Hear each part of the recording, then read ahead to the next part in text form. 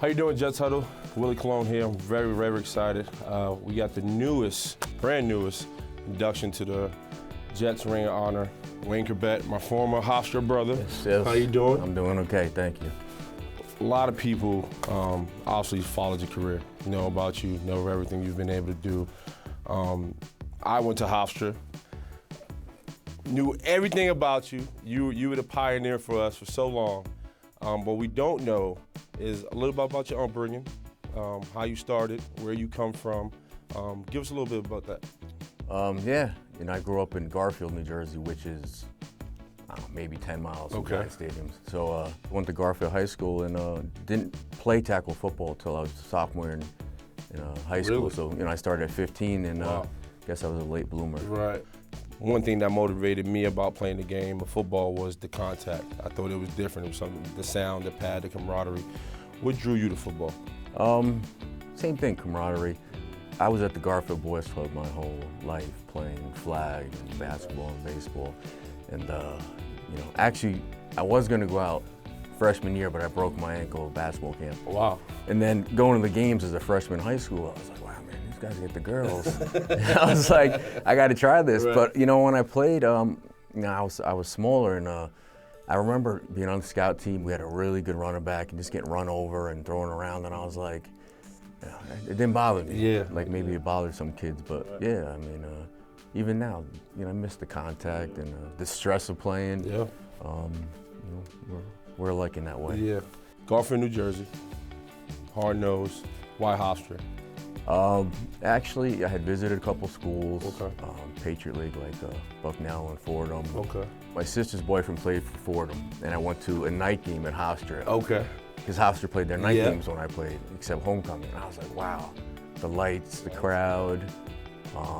I think I want to go here. Right. And hey, it worked out great. Your first road was, you did get cut by the CFL.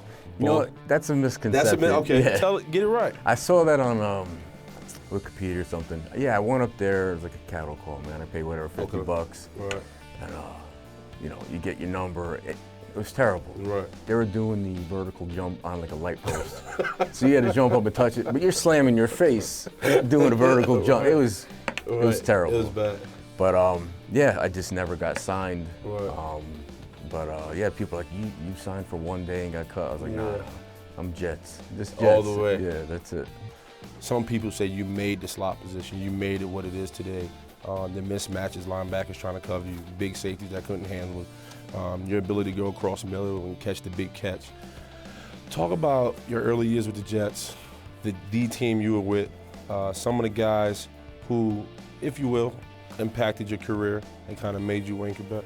As far as being the slot receiver, I came in and I did well my rookie year, and then, I broke the record for rookies, whatever. And then they brought in, they drafted Keyshawn, Alex Van Dyke, they brought in Jeff Graham and Webster, all these guys.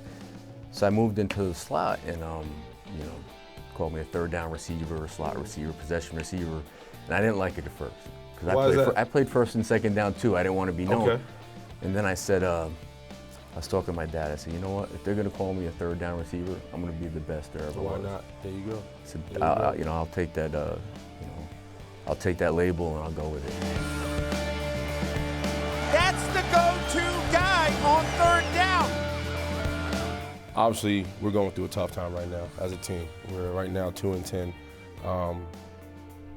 Looking at us from the outside, what do you see? How would you critique the New York Jets of right now? I think at this point, guys got to just realize, hey, we got to do something to find some positives and make sure veterans like you don't let these young guys just go through the motions and pick up paychecks because we'll be around for next year, the good times. If you don't play hard these last handful of games, they're not going to be there.